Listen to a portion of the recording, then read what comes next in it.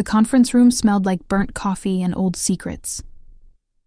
Sarah Chen sat across from Deputy Director Helen Marks of the FBI, hands folded, spine straight, pretending her heart wasn't trying to tear its way out of her chest. Outside the window, Miami burned under an August sun that turned the air thick and mean. Inside, something worse was burning. "Agent Chen," Marks said calmly, sliding a photograph across the table. "Before we talk about corruption in the DEA, I need to ask you something." Sarah glanced down.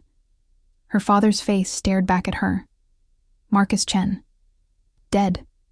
Killed in a DEA raid 23 years earlier when Sarah was 6 years old and still believed her daddy was coming home. Marks placed a second photo beside it. Marcus Webb. 15-year DEA veteran, silver at the temples, kind eyes that crinkled when he smiled. Sarah's current supervisor. "The man who killed your father," Mark said quietly.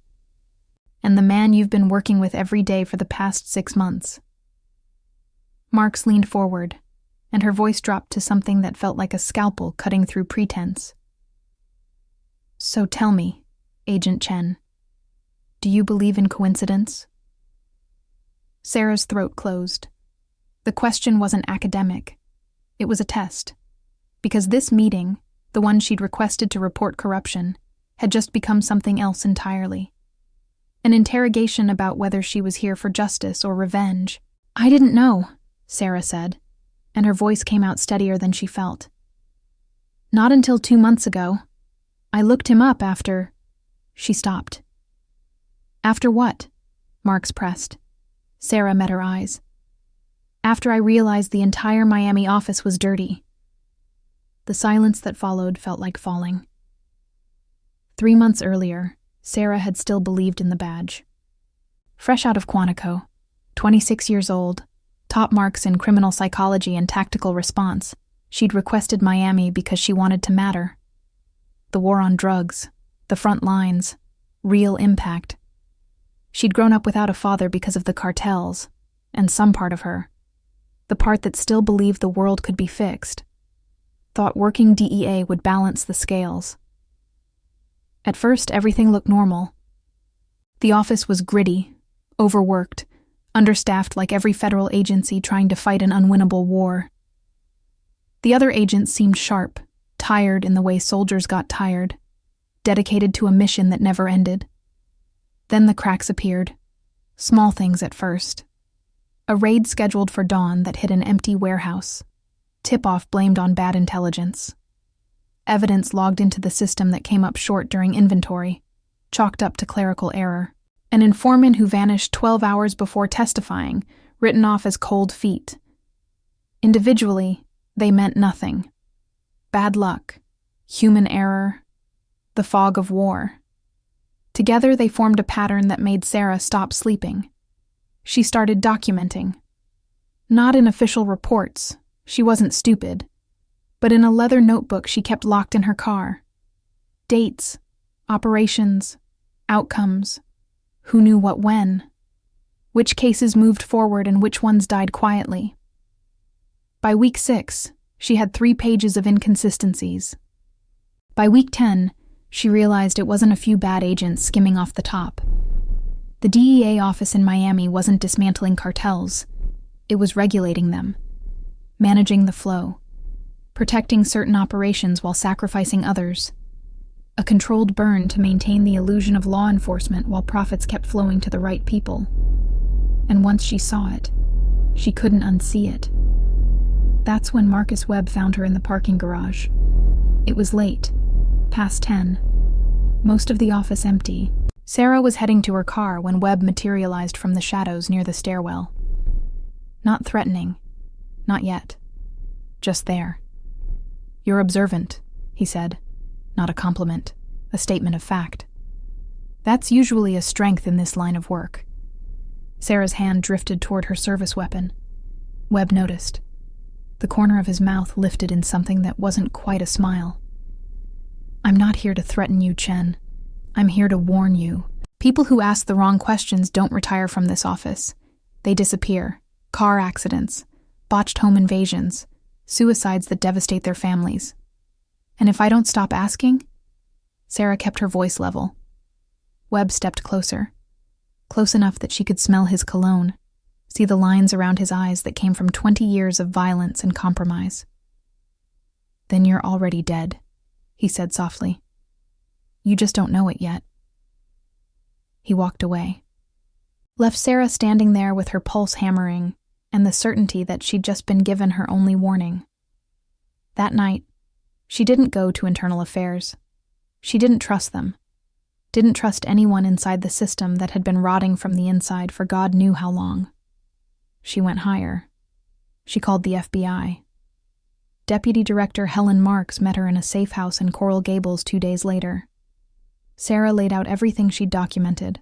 Marks listened without interrupting, taking no notes, just absorbing information with the kind of focus that made Sarah understand this woman had been hunting predators for decades. When Sarah finished, Marks closed the folder slowly.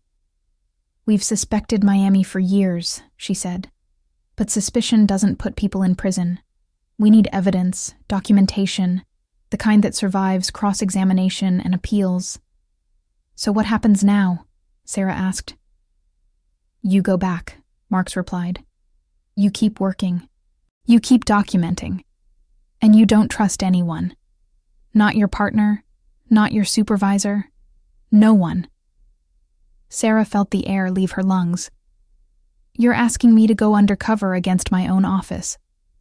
I'm asking you to stay alive long enough to help us dismantle the largest police corruption network in the southeastern United States. Mark stood, signaling the meeting was over. And Agent Chen, if Webb realizes what you're doing, this conversation will be the last thing you ever remember. Sarah said yes anyway. Because what else could she do? Walk away and let them win? Let her father's death mean nothing? She went back to work the next morning and stepped into a nightmare that would last 4 months. The next months were controlled terror. Every smile was fake. Every briefing felt like a trap. Every operation she participated in made her complicit in the very corruption she was documenting. Sarah learned to compartmentalize. During the day, she was the eager young agent, still green enough to follow orders without question. At night, she documented everything that mattered, not how corruption worked. She didn't care about mechanisms. She focused on who benefited, which agents warned which dealers, which cases always failed, which names kept reappearing in the margins of investigations that went nowhere. She stopped trying to understand the philosophy of it. She just mapped the network. That's when she realized how big it was. Not just DEA agents, prosecutors who killed cases with procedural technicalities, judges who reduced sentences for connected defendants, city officials who owned properties used for drug storage and money laundering. It was an ecosystem that had evolved over decades, with roots so deep that cutting them out would require burning everything down and starting over. And she was alone inside it. The isolation was the hardest part.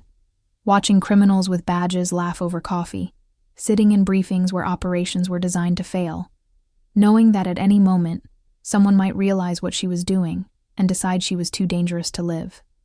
Then David Morrison arrived, and everything changed. He transferred from Houston on a Tuesday in late October. Tall, quiet, with the kind of observant stillness that marked either a very good agent or a very dangerous one. The office greeted him with the usual backslapping camaraderie, but something about Morrison felt different. He noticed things, small things, the same inconsistencies that had first caught Sarah's attention. They were partnered for a surveillance operation 2 weeks after he arrived. 12 hours in an unmarked van watching a warehouse that Sarah knew, from her documentation, wouldn't yield anything because the targets had been warned 48 hours earlier. Around hour 8, Morrison said quietly, "Something's wrong here. You feel it too, right?" Sarah's blood went cold. This could be a test, a trap. Webb checking to see if she'd confide in the new guy. But she was so tired of being alone. "Yeah," she admitted carefully. "I feel it."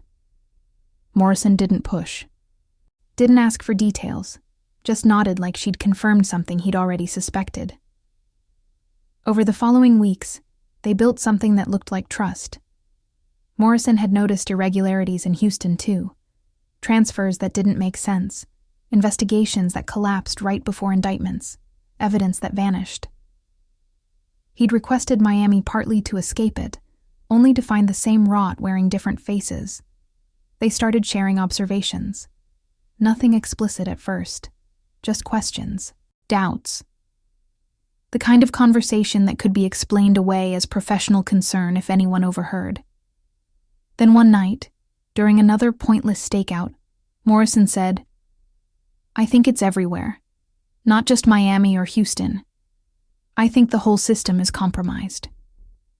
Sarah looked at him in the dashboard light and made a decision. She told him about her documentation. Not about the FBI, never about Marks, but enough to show him she'd been tracking the same patterns. Morrison's face went through a series of emotions she couldn't quite read. Shock, understanding, something that looked like relief. "I thought I was losing my mind," he said quietly. "You're not. It's real, all of it." That night changed their dynamic. They became partners in the truest sense, not just colleagues but co-conspirators, working within a corrupt system while secretly building the case to destroy it. And somewhere along the way, it became something else. Sarah couldn't pinpoint exactly when it happened. Maybe during the late-night conversations at her apartment, surrounded by files she'd carefully hidden. Maybe during the long silences in the surveillance van when she realized she trusted him with her life. Maybe the night he kissed her, soft and careful, like he was afraid she'd break. She knew getting involved was stupid. Relationships between colleagues were messy under normal circumstances. In their situation, infiltrating a corrupt office while gathering evidence that could get them both killed, it was potentially suicidal. But after months of isolation and fear, having someone who believed her felt like oxygen after drowning. Morrison was patient, surprisingly gentle for someone who'd spent 8 years in the Marines. He made her laugh when she thought she'd forgotten how. He held her on the nights when the fear got too heavy to carry alone. Sarah never told him about Marks. Never mentioned the FBI. That was her insurance policy. Because even now, even with him, she remembered the warning. Trust no one. By March, 8 months after her first meeting with Marks, Sarah decided she had enough. More than enough. Her documentation now included audio recordings of agents discussing raids in code, bank records showing wire transfers from shell corporations, cell phone data proving contact between DEA personnel and known cartel lieutenants, photographs of evidence room discrepancies, a map of corruption that stretched from street dealers to the courthouse. She needed out before someone realized what she was doing. She met with Marks at the same safe house, handed over a USB drive containing copies of everything she'd collected. Marks examined the drive like it might explode. "This is extensive. 8 months of work, hundreds of pieces of evidence." "It's enough," Sarah said. "I want out. Transfer. Immediate. Me and Morrison."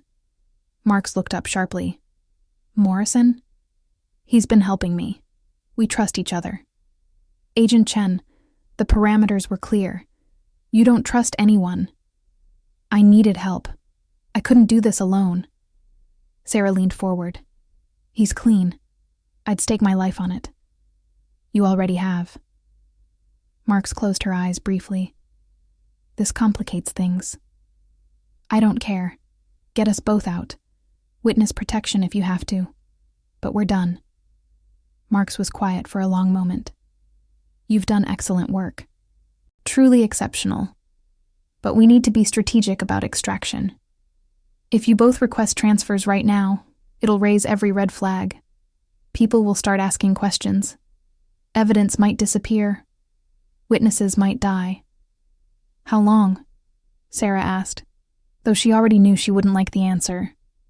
1 week. Give me 1 week to review everything, coordinate with prosecutors, and and plan your exit in a way that doesn't expose the investigation or get you killed.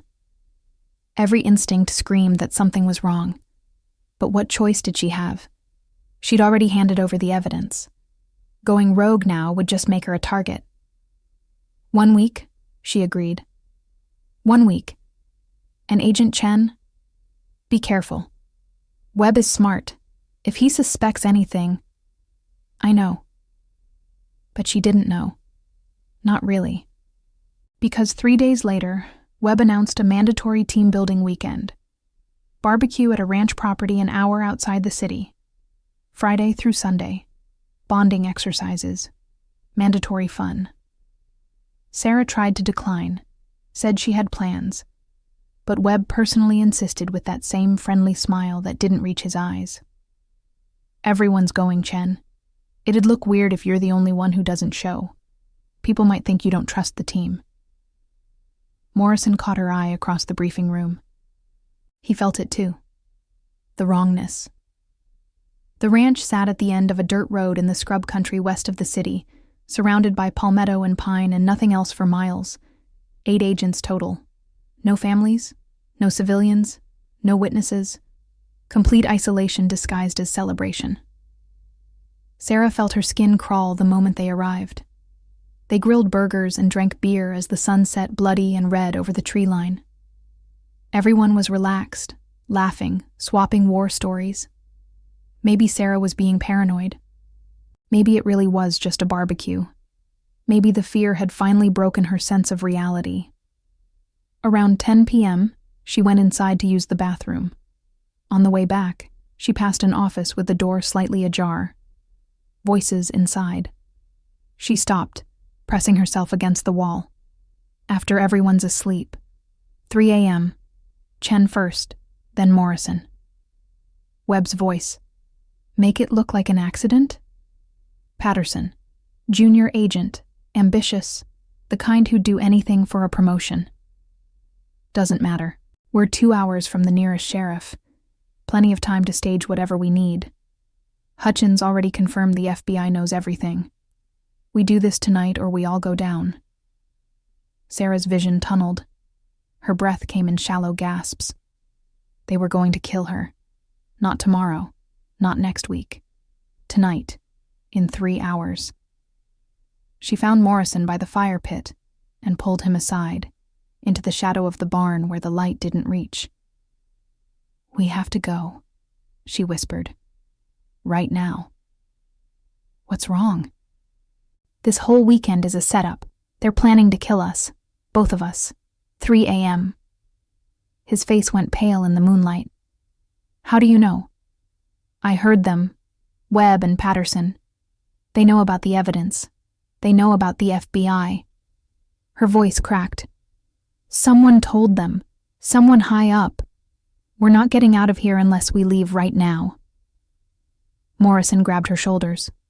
Okay. We take my car, drive straight to the Tampa field office. The shot came from the darkness before he could finish.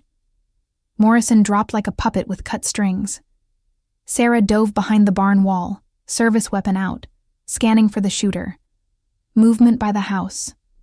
Webb stepping into the light with a hunting rifle, casual as someone taking out the trash. Sarah, he called, voice calm.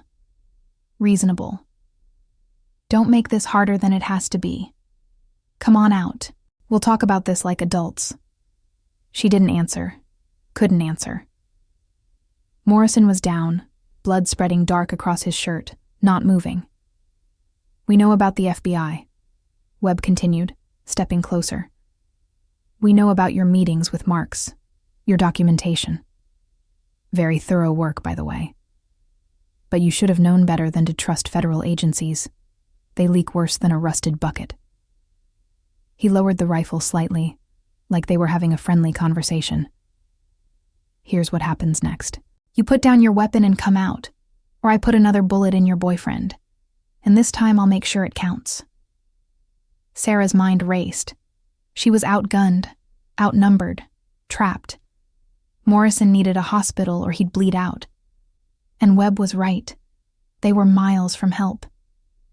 She stepped into the light, hands raised, pistol dangling from one finger by the trigger guard. Surrender position. Webb smiled and lowered his rifle. Patterson emerged from the house with 2 other agents. They thought they'd won. Sarah let the pistol drop. Not down, forward. She caught it mid-fall and fired 3 times in less than a second. Muscle memory from hundreds of hours at the range. Webb took one center mass and went down. Patterson grabbed for his weapon, but Sarah was faster, putting 2 rounds into his chest before he could clear leather. The other agents scattered for cover. Sarah didn't try to fight them. She grabbed Morrison's collar and dragged him behind the barn. He was conscious, barely, eyes wide with shock and pain. "Stay with me," she said, checking the wound. Through and through, high on the shoulder. Bad but survivable if she could stop the bleeding and get him to a hospital. She stripped off her jacket and pressed it hard against the wound. "I'm getting you out of here." Bullets tore through the barn wall above their heads. Sarah returned fire blind, just enough to make them cautious. She risked a glance at the cars. Both had slashed tires. They'd planned this carefully. Thought of everything. Almost everything. There was a storage shed near the tree line, maybe 30 yards away. Sarah half-carried, half-dragged Morrison across open ground, while bullets kicked up dirt around them. They made it inside, and she barricaded the door with a workbench. The shed was full of tools and landscaping equipment. No windows except a small one in back. Morrison was fading fast, losing too much blood. His skin was gray in the dim light filtering through cracks in the walls. "Don't leave," he whispered. "I have to get help. You'll die if I don't." She cupped his face, forced him to focus. "Stay awake. That's an order. You hear me? Stay awake." She slipped out the back window and ran. 3 miles through scrub and darkness, branches tearing at her clothes, her lungs burning. She found a farmhouse with lights on and pounded on the door hard enough to bruise her knuckles. An elderly man answered, suspicious until he saw the blood covering her clothes and the gun in her hand and the desperation in her eyes. She convinced him she was DEA, showed him her badge with shaking hands, used his phone to call 911, then called the FBI field office in Tampa and told them an agent was down and to send everything they had. The old man, a Vietnam vet who recognized the look of someone coming off a battlefield, drove her back to the ranch without asking questions. Police were already arriving when they pulled up, sirens shattering the rural quiet like broken glass. Sarah directed them to the shed. Morrison was still breathing. Barely, but breathing. The next hours collapsed into chaos. Ambulance, hospital, doctors working frantically while Sarah sat in a waiting room covered in Morrison's blood, giving her statement to detectives who kept asking the same questions in different ways, trying to figure out if she was a victim or a suspect. Morrison survived surgery. The bullet had missed everything vital by centimeters. Luck or divine intervention, or just the universe deciding he got to live this time. Sarah sat by his bed until he woke, groggy with morphine and pain. "Hey," she said softly. "Did we make it?" His voice was rough, barely above a whisper. "We made it." He tried to sit up, winced hard. "What happened after?" "Later. Just rest." But she knew the questions were coming, and she didn't have good answers, because when the FBI interviewed her, when they took her statement and examined the scene and tried to piece together what had happened, nothing made sense. 3 days later, a DEA supervisor named Martinez came to interview Morrison. Sarah was there, though Martinez suggested she wait outside. She refused. Martinez was thorough, professional, and visibly skeptical. He asked Morrison to walk through the evening step by step. Morrison did, truthfully, until they got to the shooting. "And you saw Agent Chen fire first?" Martinez asked. "I saw Webb with a rifle pointed at us. I heard a shot. Then I was on the ground." Morrison's voice was flat, exhausted. "But you didn't actually see who fired that first shot?" Morrison hesitated. "No. I was focused on Webb. Martinez turned to Sarah. Agent Chen, your statement says Webb fired first, hitting Agent Morrison. Then you returned fire in self-defense. Is that correct? Yes. Forensics found 5 shell casings from your service weapon at the scene. Webb's rifle hadn't been fired. Neither had Patterson's sidearm. The room went silent except for the beep of Morrison's monitors. That's impossible, Sarah said, but her voice sounded hollow even to herself. Is it? Martinez opened a folder deliberately. Because we've also learned some interesting information about your background. Your father was Marcus Chen, correct? Ran a heroin distribution network in San Francisco in the 90s. He died when I was 6. I barely remember him. Killed in a DEA raid. By Agent Marcus Webb, coincidentally. Martinez let that hang in the air like smoke. You've been in Miami for 8 months. Partnered with Webb for most of that time. And now he's dead, along with Agent Patterson, shot with your service weapon at a remote location. This is insane. They were going to kill me. Or you've been planning revenge for a father you never knew, and you saw an opportunity during a team-building exercise. Used your relationship with Agent Morrison to create a witness. Martinez stood. Agent Morrison, you're being placed in protective custody pending investigation.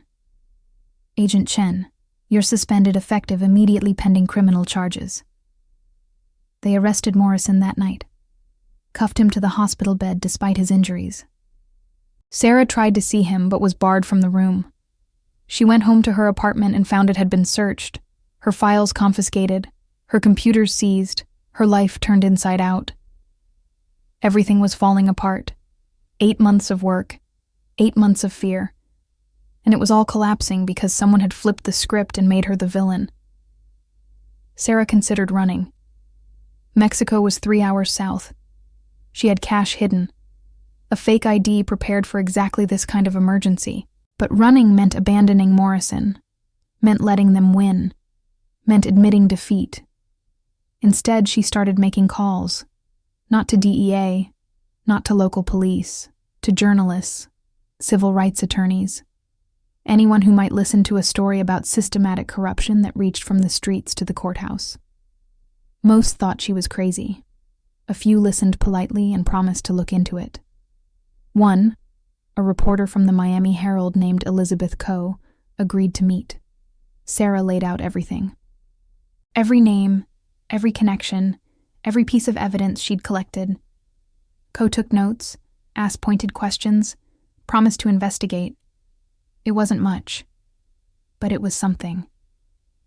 4 days after the shooting, Morrison was being transferred to a federal holding facility pending trial. Sarah wasn't supposed to know the route or the timing, but she'd made friends with a sympathetic nurse who believed her story and made a quiet phone call. Sarah waited on a stretch of empty highway in a rental car she'd paid for with cash. The transport van appeared right on schedule. She pulled out into traffic, accelerated hard, and slammed into the van's side panel. The impact sent both vehicles spinning. Sarah's airbag deployed, stunning her for crucial seconds. When her vision cleared, the van had rolled onto its side. She stumbled out and ran to the wreckage. Morrison was trapped in the back, dazed but alive. Sarah pulled him free as distant sirens began to wail. They made it to the rental car, and she drove like her life depended on it, because it did. They made it 6 miles before Morrison's vision started going dark from pain and blood loss. His shoulder wound had reopened. Sarah pulled over on a service road, the sirens much closer now. I really liked you, Morrison said, voice fading. From the start, before any of this, I want you to know that. Stay quiet, Sarah said, but her own voice cracked. Was it worth it? All of this? I don't know yet. He passed out. Sarah held him, knowing the police would arrive any second, knowing this was probably the end of everything. But when she looked up, it wasn't police surrounding them. It was FBI. And leading them was Deputy Director Helen Marks. Agent Chen, Marks said quietly. We need to talk. Sarah woke 3 days later in a hospital room with no memory of how she got there. A nurse explained she'd been sedated for her own safety. Severe stress reaction, borderline shock, and now someone very important wanted to speak with her. Deputy Director Marks sat by her bed, looking tired but satisfied in a way that made Sarah's stomach turn. "Your friend is going to be fine," Marks said without preamble. "Assuming you're ready to hear what actually happened." "I'm ready." Marks pulled out a file thick with photographs and documents. 8 months ago, you came to me with allegations of corruption. What you didn't know is that I'd been building a case against the Miami office for 2 years before that. You walked in at exactly the right moment with exactly the right kind of detailed observations we needed to move forward. Sarah stared. "You used me. I recruited you into the largest anti-corruption operation in DEA history." Marks opened the file, showed photographs of the ranch from angles Sarah had never seen. Aerial shots, thermal imaging. The entire weekend was under FBI surveillance. We had snipers watching from the moment you arrived. When Webb raised that rifle, he was already in 3 different crosshairs. Then why? Because we needed them to believe they'd won, to get sloppy, to implicate themselves completely. Mark showed another photograph. Morrison in the hospital, very much alive, shaking hands with an FBI agent. Agent Morrison was recruited 3 weeks after he arrived in Miami. Everything after that was coordinated. Sarah felt the room tilt. Morrison knew? Not at first.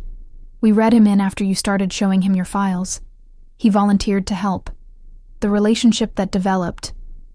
Marks paused. That part was real. We don't script emotions. But the operation around it was carefully managed. The shooting, stage blood. The bullet missed him by design. We needed the corrupt agents to think they'd won, to celebrate, to start covering their tracks in ways we could document. Marks leaned forward. The injury from the car accident, that was real. That part we didn't plan. But he's recovering. Sarah couldn't speak. 8 months of fear. Isolation, terror that had eaten her alive, all of it orchestrated. In the 96 hours since that night, Marks continued, we've arrested 47 DEA agents, 12 federal prosecutors, 6 judges, 3 city councilmen, and a state representative. We've seized $18 million in assets and dismantled the largest police protection racket in United States history. And it happened because you believed in something bigger than yourself and refused to back down. You should have told me, Sarah said quietly. If we'd told you, the fear wouldn't have been real, the desperation wouldn't have been genuine, and Webb would have seen through it in a heartbeat. Mark stood. I'm not going to apologize for it, but I am going to offer you a choice.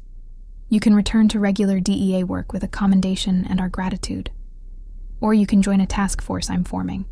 One that finds corruption like Miami and burns it out, no matter how deep the roots go. What about Morrison? He's already signed on, assuming you want to keep working with him. As if summoned, the door opened. Morrison walked in, arm in a sling but very much alive and free. He looked at Sarah with an expression that held apology and hope in equal measure. Hey, he said. Ready for the truth? Sarah looked between them. 8 months of lies that had accomplished something real, something that mattered. 47 arrests, a system partially cleansed. Explain everything, she said. From the beginning. Morrison pulled up a chair. That first stakeout when I asked if you felt something was wrong, that was my audition. Marks told me to see if you'd trust me. When you did, when you started showing me your files, that's when they knew this could work. He reached out carefully, took her hand. But everything after that was real. The conversations, falling for you. That was all real. I swear. Even the kiss in my apartment? Especially that. Marks cleared her throat. I'll give you 2 some time. Agent Chen, I need an answer by tomorrow morning. After she left, Sarah and Morrison sat in silence for a long moment. "I should be angry," Sarah finally said. "You have every right to be. But mostly I'm just tired, and relieved you're not actually under arrest." She squeezed his hand. "What happens now?" "Now we recover. Then we do it again, somewhere else that needs cleaning up." He leaned closer. "Together if you want." "After you lied to me for 6 months? Fair point." "Yeah," Sarah said quietly. "Together." The next morning, Marks returned for her answer. She found both agents waiting. "We're in," Sarah said. "Both of us." Marks smiled. "Good, because Chicago just became very interesting." 6 weeks later, Sarah stood in an unfamiliar apartment, adjusting her jacket in an unfamiliar mirror. New city, new office, new cover identity. Morrison appeared behind her reflection, still favoring his injured shoulder but healing well. "Ready?" he asked. Sarah thought about Miami. About 8 months of fear that had led to something bigger than herself. About a system so corrupt it had seemed impossible to fight, until 47 people were arrested, and the impossible became real. "Yeah," she said. "I'm ready." They walked out together into the Chicago morning.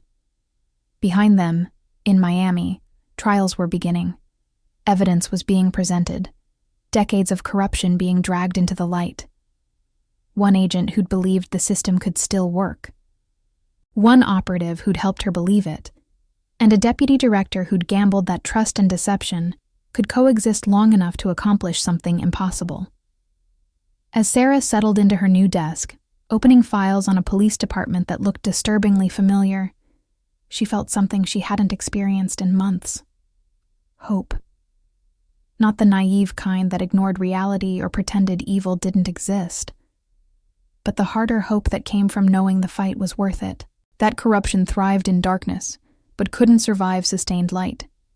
That one person with enough courage could actually make a difference, especially when supported by others who believed the same thing. She opened the first file and got to work. The war wasn't over. It would never be over. But for the first time since joining the DEA, Sarah believed it could be won. Not everywhere. Not all at once. But piece by piece, city by city, corrupt office by corrupt office. One fight at a time. And this time she wasn't fighting alone. So, that's the end of this story, but there are plenty of other great ones right here. Before you go, don't forget to hit that like button, subscribe, and ring that little bell.